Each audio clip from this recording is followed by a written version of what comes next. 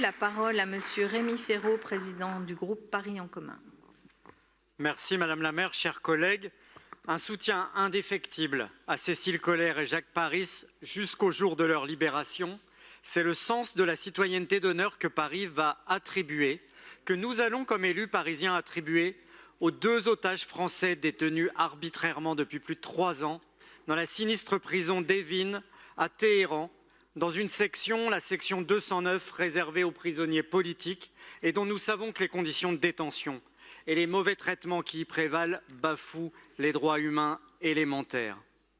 En agissant de la sorte, le régime iranien bafoue une fois de plus, une fois encore, les droits humains, bafoue toutes les conventions internationales, bafoue le droit international humanitaire.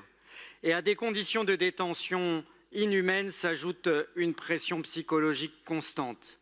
Alors oui, nous sommes inquiets de l'absence de nouvelles, inquiets de l'absence de perspectives après plus de 3 ans de détention arbitraire.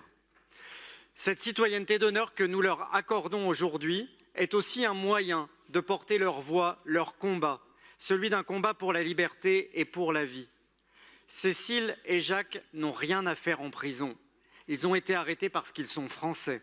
Ils sont victimes d'une diplomatie des otages pratiquée de manière récurrente par l'Iran, comme l'a souligné le rapporteur spécial des Nations Unies. Cécile Coller et Jacques Paris sont les victimes collatérales de la paranoïa d'un régime théocratique tétanisé par 3 mots, femme, vie, liberté.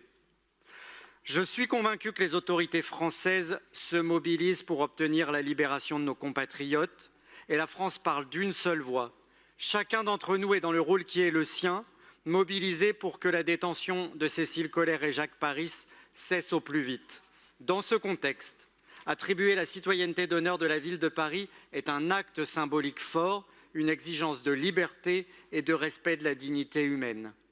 Leur attribuer la citoyenneté d'honneur, c'est aussi une manière de dire à leurs familles, à leurs proches, notre soutien sans faille.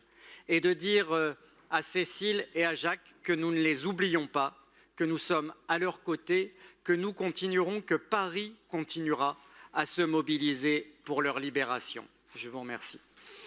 Merci beaucoup, Monsieur le Président.